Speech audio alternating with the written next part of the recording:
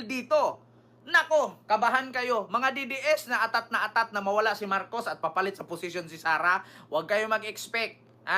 Tignan ninyo mga kababayan. Gawin nating example, ang eleksyon sa lokal. Bakit? May eleksyon ba? Di ba? Pwedeng i-postpone ni Marcos ang eleksyon. Yung barangay eleksyon na na-postpone eh. Talamak ang nakawan, talamak ang katiwalian. So may rason si Marcos na i-postpone itong eleksyon. Walang eleksyon maganap sa 2028. Tignan nyo nga yung barangay eleksyon, hindi nga natuloy eh. Diba?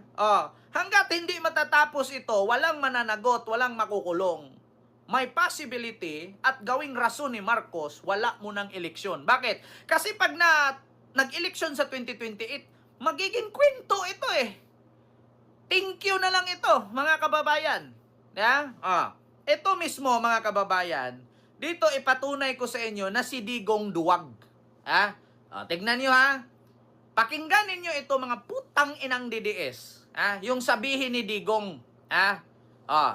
Alam nyo, ang pag-asa ng ating bansa, mga kababayan, si Marcos lang ang makakapag-resolba ng korupsyon sa ating bansa. Si Digong, walang kakayahan yan, duwag yan. Anong sabi niya? 3 to 6 months kapag ako nanalo, patayin ko kayo, ubusin ko ang droga. Tang ina, nung in-interview ni Jessica, ito, bigat, mabigat, diba? Dalhin mo, ang bigat. Hindi ko kaya ubusin ang droga. Nandyan ang mayor, congressman, governor, senador, police, retired general. Hindi ko kaya. Ito, iuwi mo. Diba? Kita mo, ang bigat.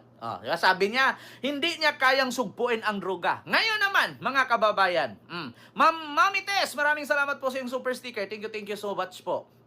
So ngayon, mga kababayan, ito naman, korupsyon. Sinabi din mismo ni Digong na hindi niya kayang sugpuin. Kaya ang sabi niya, maghanap kayo ng panibagong Marcos. Eto na, pakinggan ninyo. Eto. Kasi baskin saang, if there's a table, if there's a single chair there, meron talaga yan. As that the papers go back and forth inward.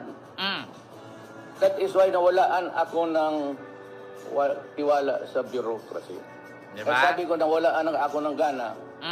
At sabi ko, nagsisi ako. Duwag Kasi talaga siya. akala ko, within the constitutional powers na binigay sa akin, kaya ko. But truth to tell, Hindi niya kung kaya. araw-araw na lang, pati every table, dito sa